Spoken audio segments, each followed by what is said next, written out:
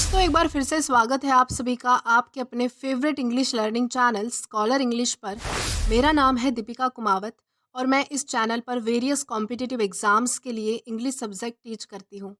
तो बेसिकली आज के इस वीडियो में हम डिस्कस करने जा रहे हैं द हिंदू एडिटोरियल का वोकैब एनालिसिस। आशा करती हूँ कि आप इन सेशंस के साथ रेगुलरली जुड़ रहे हैं और इनका बेनिफिट भी उठा रहे हैं, क्योंकि इन सेशंस का मकसद है आपके वोकैब पावर को और ज़्यादा इन्हांस करना।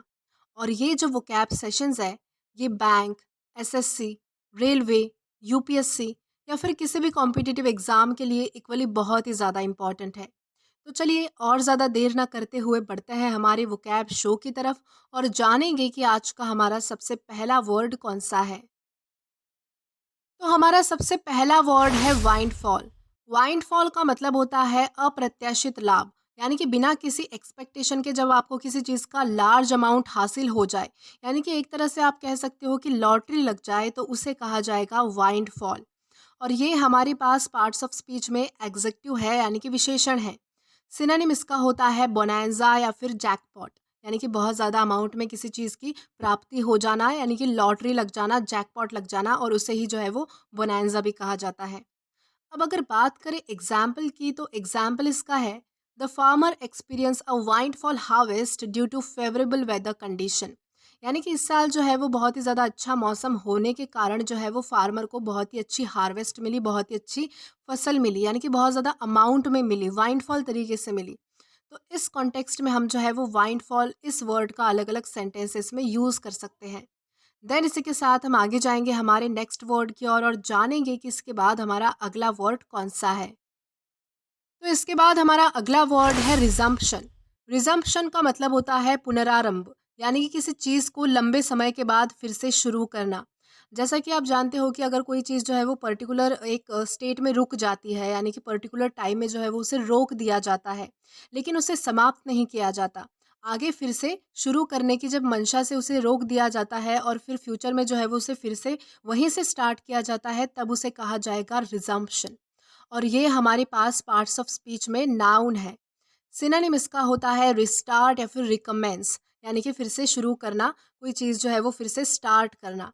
अब अगर बात करें एग्जाम्पल की, तो एग्जाम्पल इसका है after a holiday break students return to school with the resumption of classes. यानी कि छुट्टियां खत्म होने के बाद जो है वो बच्चे जो है वो फिर से स्कूल जाने लग गए और उन्होंने जो है वो अपने क्लासेस फिर से कंटिन्यू किए, यानी कि फिर से स्टार्ट किए। तो इस कॉन्टेक्स्ट में हम जो है वो रिजम्पशन इस वर्ड का यूज़ करते हैं। देन इसी के साथ हम आगे जाएंगे हमारे नेक्स्ट वर्ड की ओर। तो इसके बाद हमारा अगला वर्ड है डिवाइस। डिवाइस का मतलब होता है योजना बनाना, सोच समझकर कोई प्लान बनाना। यानी कि जब भी हम किसी चीज़ का फ़ायदा देखते हुए कोई प्लान बनाते हैं, उस चीज़ को सक्सेसफुल करने के लिए कोई प्लान बनाते हैं, प्लानिंग प्लॉटिंग करते हैं, तब उसे कहा जाएगा डिवाइस।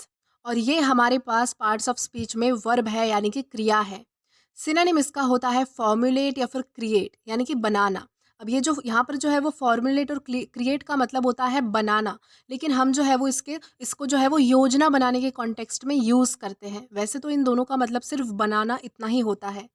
अगर बात करें एग्जाम्पल की, तो एग्जाम्पल इसका है engineers work together to devise a new method for water purification. यानी कि इंजीनियर्स ने जो है वो साथ में काम करके, साथ में मिलकर जो काम करके जो है वो वाटर प्यूरिफिकेशन को लेकर जो है वो नई योजना बनाई, एक नई मेथड की खोज लगाई। तो इस कॉन्टेक्स्ट में हम जो है वो डिवाइस इस वर्ड का अलग अलग सेंटेंसेस में यूज़ कर पाएंगे। देन इसी के साथ हम आगे जाते हैं हमारे नेक्स्ट वर्ड की ओर और जानते हैं कि इसके बाद हमारा अगला वर्ड कौन सा है। तो इसके बाद हमारा अगला वर्ड है फॉरबियरेंस। फॉरबियरेंस का मतलब होता है सहनशीलता, यानी कि खुद पे कंट्रोल होना, सहन करने की शक्ति होना। यानी कि जब आप किसी भी सिचुएशन में फंस जाते हो, तब आप जब खुद पे सेल्फ कंट्रोल रखते हो, किसी भी चीज़ को जो है वो सहन कर जाते हो, चाहे परिस्थिति कैसी भी हो, तब उस सिचुएशन में जो है वो फॉरबियरेंस इस वर्ड का यूज़ होता है। ये हमारे पास पार्ट्स ऑफ स्पीच में नाउन है और सिनोनिम इसका होता है पेशेंस या फिर टॉलरेंस। पेशेंस का मतलब होता है कि धैर्य रखना, ओके, हर समय जो है वो शांति रखना, अपने मन में धैर्य रखना, किसी चीज़ पे ज़्यादा रिएक्ट ना करना। और टॉलरेंस का मतलब होता है सहन शक्ति, यानी कि सहन करने की क्षमता होना। अब अगर बात करें एग्जाम्पल की, तो एग्जाम्पल इसका है Showing forbearance towards customers can turn a negative experience into a positive one. यानी कि जब भी आप किसी कस्टमर से डील करते हो, उनसे बात करते हो, तो अगर आप अपनी सहनशीलता को साथ में रख के, यानी कि आप जब बहुत ज़्यादा लाउडली रिएक्ट ना करके सारी चीज़ों को सहन करके उनकी बातें सुनते हो, उनसे जो है वो डील करते हो, तब आपका नेगेटिव एक्सपीरियंस भी जो है वो पॉजिटिव एक्सपीरियंस में बदल जाता है, यानी कि कन्वर्ट हो जाता है। तो इस तरीके से हम जो है वो फॉरबियरेंस इस वर्ड का अलग अलग सेंटेंसेस में यूज़ कर पाएंगे। देन इसी के साथ हम आगे जाएंगे हमारे नेक्स्ट वर्ड की ओर और जानेंगे कि इसके बाद हमारा अगला वर्ड कौन सा है। तो इसके बाद हमारा अगला वर्ड है वेट। वेट का मतलब होता है जांचना, बहुत ही बारीकी से किसी चीज़ को एग्जामाइन करना, बहुत ही जांच पड़ताल करना उस चीज़ की, बहुत ही क्लियरली एकदम बारीक तरीके से उसकी जो है वो जांच करना, उसे कहा जाएगा वेट। और ये हमारे पास पार्ट्स ऑफ स्पीच में वर्ब है, यानी कि क्रिया है। सिनोनिम इसका होता है चेक या फिर एग्जामाइन, यानी कि जांच जांच पड़ताल करना, उसकी जांच करना। अब अगर बात करें एग्जाम्पल की, तो एग्जाम्पल इसका है the HR department vetted job candidates, यानी कि जो HR डिपार्टमेंट है, उन्होंने जो है वो जॉब कैंडिडेट्स, यानी कि जो जॉब के लिए आए थे, उनकी जो है वो अच्छे से जांच पड़ताल की, उनकी जो उन्हें जो है वो अच्छे से एग्जामाइन किया। तो इस कॉन्टेक्स्ट में हम जो है वो वेट इस वर्ड का अलग अलग सेंटेंसेस में यूज़ कर सकते हैं। देन इसी के साथ आगे जाएंगे हमारे नेक्स्ट वर्ड की ओर। तो इसके बाद हमारा अगला वर्ड है क्वेल।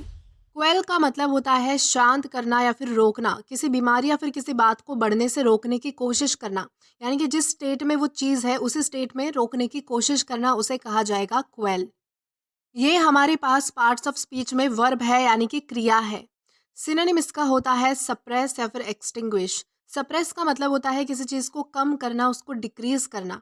और एक्सटिंग्विश का मतलब होता है किसी चीज़ को जो है वो नष्ट करने की कोशिश करना या फिर ख़त्म ही कर देना, उसे कहा जाएगा सप्रेस या फिर एक्सटिंग्विश। अब अगर बात करें एग्जाम्पल की, तो एग्जाम्पल इसका है public health officials implemented vaccination campaigns to quell the spread of infectious disease.